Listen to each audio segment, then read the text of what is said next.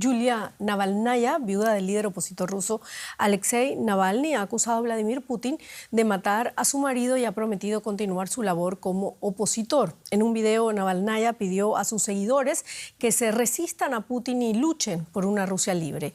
Mientras, familiares y representantes del líder opositor ruso aseguran que siguen sin poder ver su cuerpo 3 días después de su muerte. Este es el video que Yulia Navalnaya nunca quiso grabar. En él acusa directamente al presidente ruso Vladimir Putin de asesinar a su marido. Desde la muerte de Alexei Navalny, su esposa ha dejado claro que no se va a quedar callada. Hace 3 días, Vladimir Putin asesinó a mi marido Alexei Navalny, al padre de mis hijos. Putin se llevó a la persona que yo más amaba. Las autoridades rusas han rechazado entregar el cuerpo de Navalny a su familia. Su madre acudió a una morgue cercana a la prisión donde falleció para recoger el cadáver de su hijo sin éxito. Un vocero del Kremlin condenó las declaraciones de la esposa de Navalny y dijo que la muerte está siendo investigada. Yulia Navalnaya dice que todo es una tapadera para encubrir un segundo envenenamiento de su marido tras el primer intento de matarlo en 2020 con el agente químico Novichok. Están intentando esconder su cuerpo de manera perversa y cobarde. No se lo quieren mostrar a su madre ni dárselo. Mienten de manera patética y esperan que los restos de Novichok desaparezcan. Mientras ciudadanos rusos siguen dejando flores en el muro del dolor de Moscú, que recuerda a las víctimas de las purgas de Stalin en la época soviética. En un contexto hostil para los que muestran duelo por Navalny, este es el lugar más parecido a un memorial para el líder opositor fallecido. Y nos vamos ahora directamente a Moscú para más detalles de este caso de Navalny. Ricardo Marquina, las autoridades de Moscú siguen sin autorizar a los familiares para acceder al cuerpo de Navalny. ¿Qué se sabe al respecto? Hola, buenas noches de Moscú. Pues se sabe muy poco, hay muy poca información la que está facilitando el Servicio Federal de Prisiones. Sabemos que ahora dicen que van a estudiar el cadáver del opositor fallecido y que necesitan ni más ni menos que 14 días, 2 semanas más, aparte de los 3 días que ya han pasado desde su muerte, para investigar qué es lo que ha pasado. Todavía, al menos que se sepa, no hay hecha una autopsia al cadáver de Alexei Navalny y, como muy bien habéis apuntado, esta demora tan larga pues da pie a muchas especulaciones. Sin duda, la especulación que más base tiene es la de que habría sido envenenado y que este tiempo que las autoridades quieren poner de por medio sería necesario para hacer desaparecer el veneno del cuerpo. Evidentemente yo no soy médico, no sé si eso siquiera es posible, pero esa es la especulación que lanzan desde el entorno de la esposa de Alexei Navalny. Ricardo, mientras tanto, miles de simpatizantes de la oposición depositaron ramos de flores y velas en diferentes ciudades de Rusia en memoria de Navalny. ¿Esperaba el gobierno estas muestras de afecto y solidaridad hacia Navalny? ¿Cómo ha caído todo esto en el Kremlin? Bueno, si lo esperaban o no lo esperaban, no lo podría decir. No estoy dentro de la cabeza de los líderes del Kremlin, pero evidentemente estaban preparados para lo que pudiera pasar.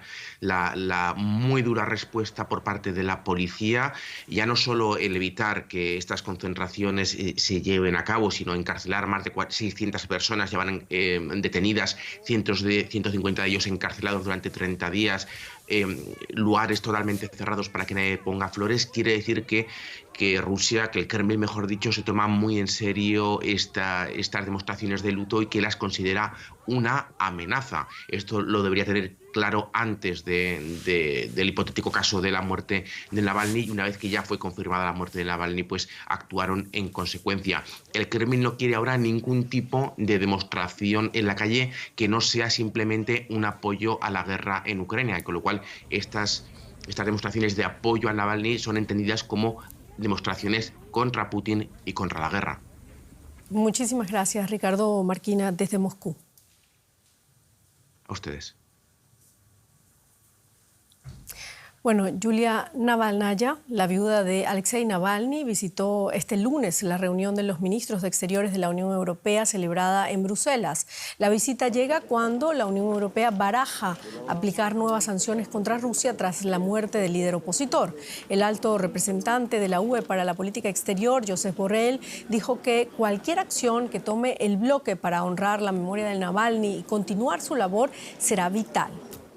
Y ha propuesto a los gobiernos europeos rebautizar el régimen con el que cuenta la Unión Europea desde el 2020 para castigar violaciones contra los derechos humanos. Vamos a escuchar ahora lo que dijo Borrell.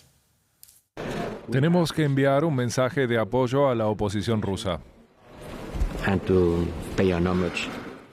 Para rendir homenaje a Navalny y a su memoria, propondremos a los ministros rebautizar el régimen de sanciones de derechos humanos con su nombre. Así quedará patente por siempre la labor de la Unión Europea en defensa de los derechos humanos. Y ampliamos ahora la información con María García Sornosa en Bruselas. María, Vladimir Putin tendrá que rendir cuentas por la muerte de Navalny. Eso fue lo que dijo Josep Borrell. ¿Qué más puede hacer la Unión Europea en favor de la oposición rusa?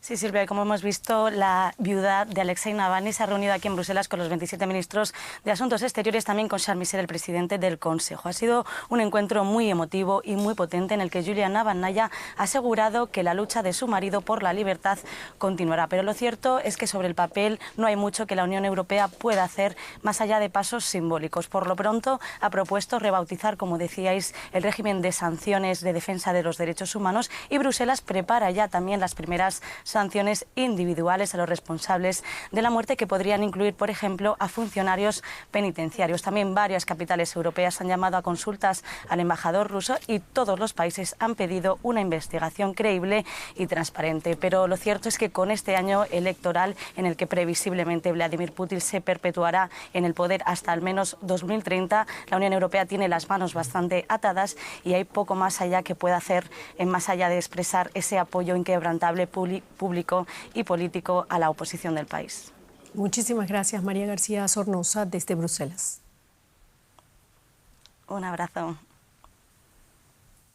Bueno, y el Ministerio de Exteriores alemán convocó hoy al embajador ruso en Alemania tras la muerte de Alexei Navalny y pide la liberación de los presos políticos rusos. Nuestra compañera Ana Plasencia estuvo en la conferencia de prensa de portavoces del gobierno alemán y nos comenta las declaraciones del Ejecutivo alemán. El objetivo de convocar al embajador de Rusia es volver a dejar clara la postura y la enérgica condena del gobierno alemán a la muerte de Alexei Navalny. Según las palabras de la portavoz del Ministerio Alemán de Exteriores, procesos y encarcelamientos por motivos políticos contra Navalny y otros muchos críticos del gobierno ruso, las inhumanas condiciones de encarcelamiento y la represión de la libertad de opinión en Rusia muestran la brutalidad, dijo, con la que la justicia rusa actúa contra quienes no piensan igual. El gobierno alemán insiste en la necesidad de que Rusia aclare las circunstancias de la muerte de Navalny, de que entregue el cuerpo a su familia y también pide la liberación de todos los encarcelados en Rusia por motivos políticos. El portavoz del gobierno alemán recordó que este país y otros estados de la Unión Europea prevén introducir nuevas sanciones contra Rusia. A la pregunta de si existe algún tipo de canal o contacto entre el presidente ruso Putin y el canciller alemán Scholz, la respuesta es que no. Hablaron por última vez en diciembre de 2022. Sí reconoció el portavoz que existen conversaciones con el Kremlin, pero no sabemos cuáles y a qué nivel. Más allá de esto, la cuestión es si el Ejecutivo alemán tiene algún tipo de margen de maniobra para cambiar la nefasta situación de los derechos humanos y de la libertad de opinión y expresión en Rusia.